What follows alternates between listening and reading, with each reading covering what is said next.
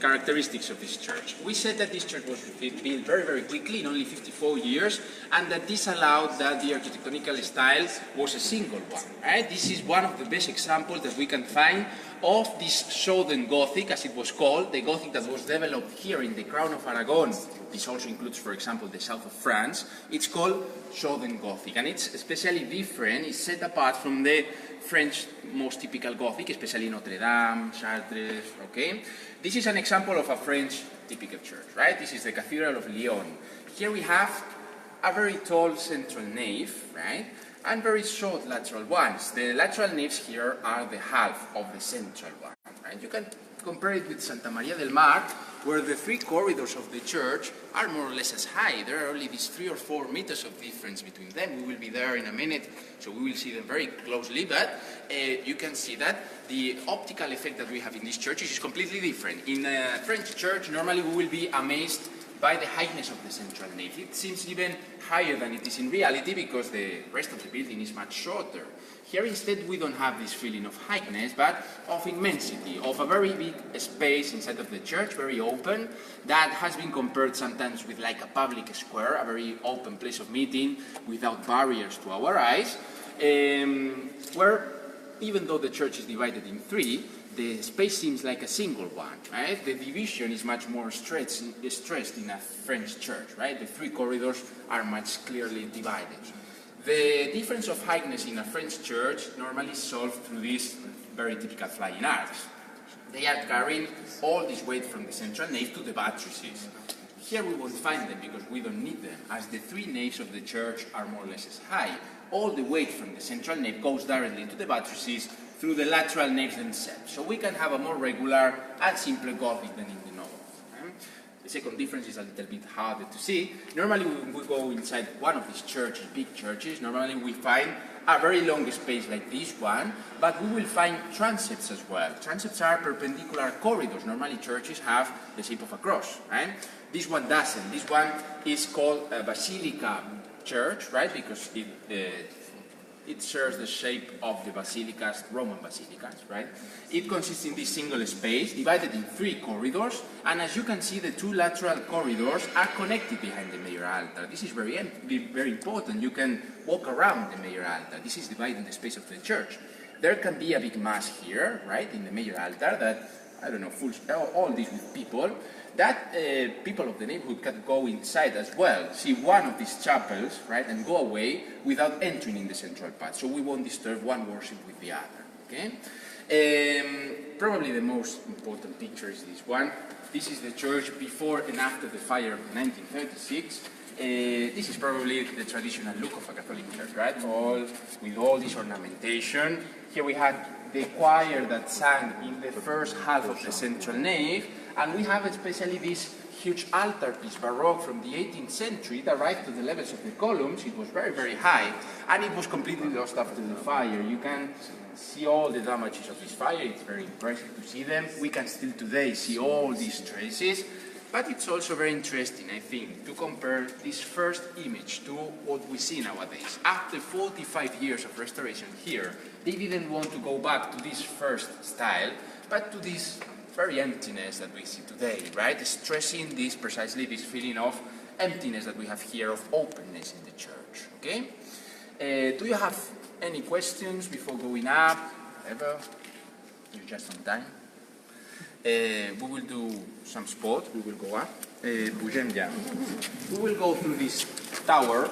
This tower is this one. This is like the main facade of the church. We will go up through this tower until the level of the rose window. We will be walking just here, okay, in these chapels. We will stop here for 5 minutes. Then we will go up through the other tower to the lateral nave. So we will be standing over there where those little rose windows are. And then we will end on the top of the church, okay, 34 meters of heightness. We will see the views and go back again through the same tower. If you have your tickets on your hand, you can show them to my colleague, and let's go up. You can show me the tickets before going out.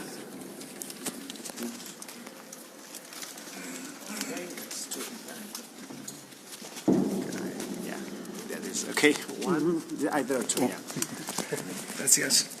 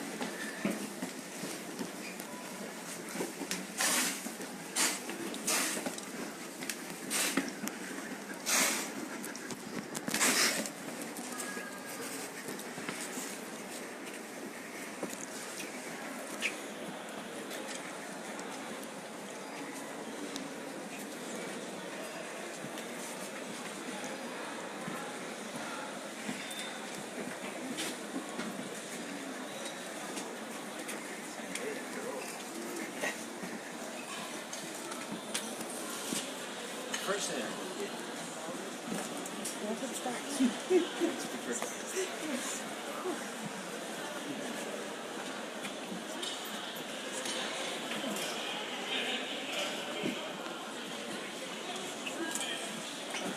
everybody okay? And alive? Yeah? Let's go here under the rose window.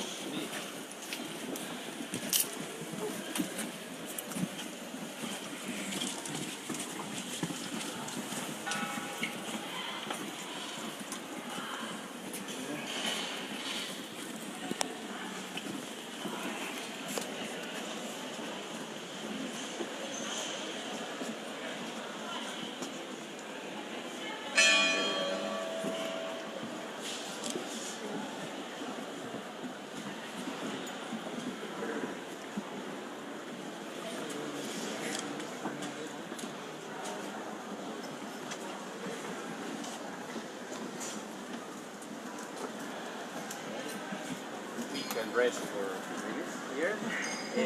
We are on the main facade of Santa Maria del Mar. In fact, this stone here, this very big stone, is like the top of the main door where you probably came in from, right? So we are just walking over this principal door, right? And we are just under the great rose window of Santa Maria del Mar, the biggest one in this church.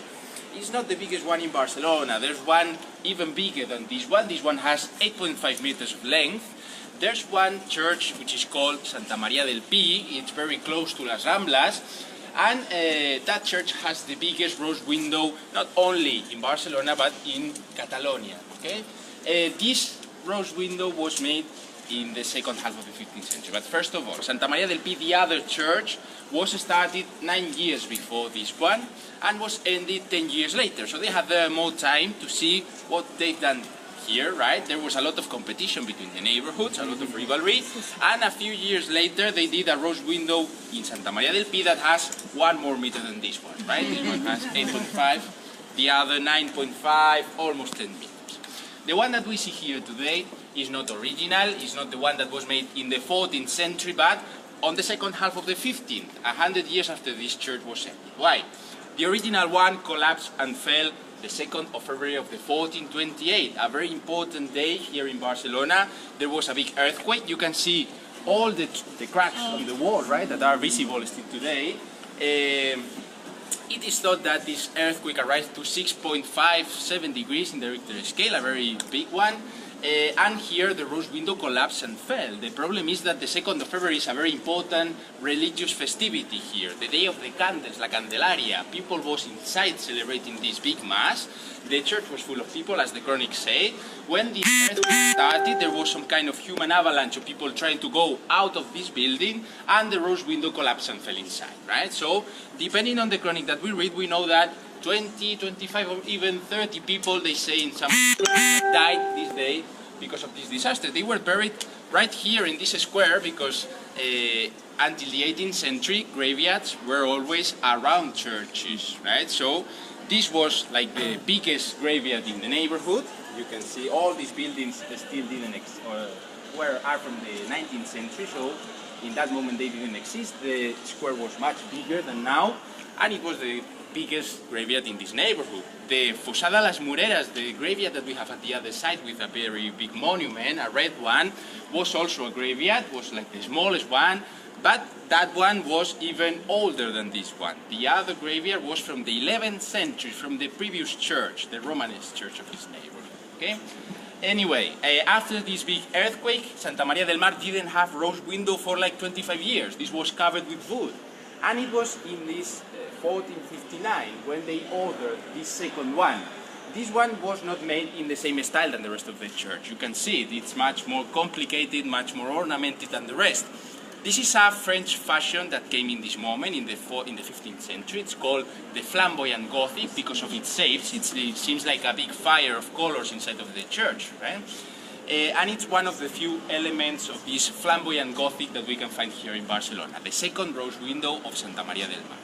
All these rose windows are not in Romanesque churches, because in Romanesque churches the weight of the church goes directly to this walls of the facade, right? So we cannot open big windows there because the church falls, right? The Gothic style wants to illuminate churches much more than the previous one, right? So they have to take away the weight from here and to take it to the buttresses. The buttresses are these walls that we have here all around the church. These are the walls that are really sustaining the central nave of the church, so we can open much bigger windows in these facades, right? For example, there was another window here open in the 18th century to give more light to the major altar that was closed afterwards in a restoration, but it's proving to us that we can even find, we can even open more windows in these walls, right? Because we won't put in danger the structure of the church. In a French church, in this Gothic from the north of Europe, they need more natural light than here in the south. So this wall even almost disappears, right? It's all full of windows. So it's another difference from the southern Gothic. Okay? Any questions until the moment? Have we rested a little bit? Yeah, more stairs? Let's go. Very well. That's it.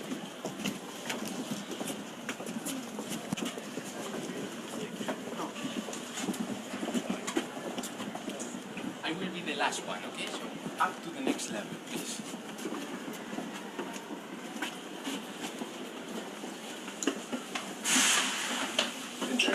Thank you.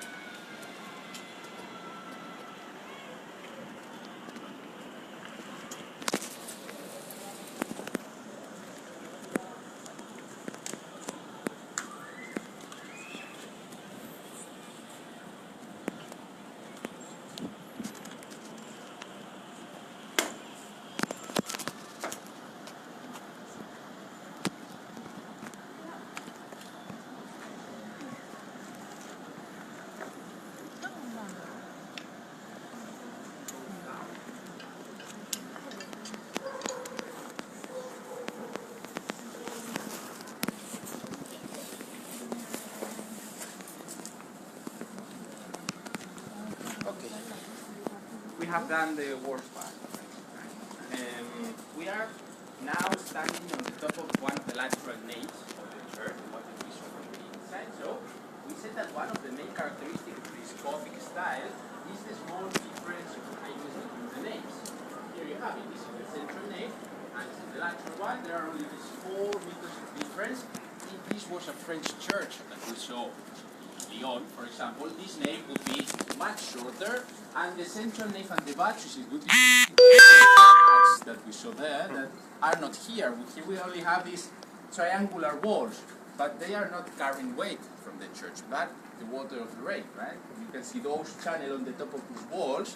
The water of the rain goes down from the main roof and goes out of the church through the mouth of the gargoyles. You can see that there are 2 gargoyles on every buttress because of the 2 levels of the roof. Right? The water goes out through their mouths. The water from this level goes down through those holes that we have on the corners until the gargoyles downstairs. Okay, so this is like the system to will take out the water of the rain. Here we have another rose window, much smaller than the previous one, but also different, right? Much simpler, much more regular. This stone is from the 14th century. This is like the original style of rose windows in this church. So probably the big rose window that fell the day of the earthquake was something more similar to this than to what we see nowadays, right? Not this flamboyant style, much more complex, but this one, okay? This is like the previous one. All these black marks are from the fire of the 1936. The smoke went out during 10 days through all these windows, so all the stone got black.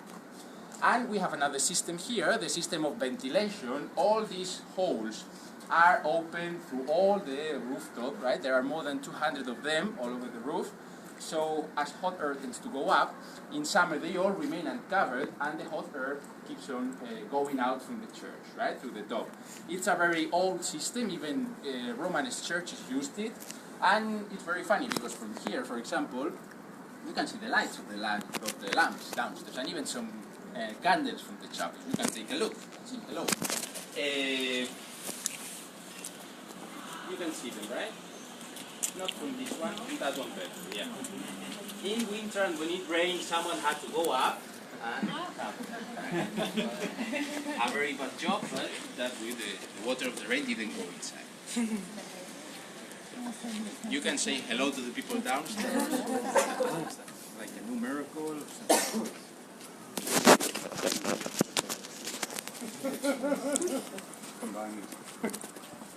Okay. Any questions for the moment? We will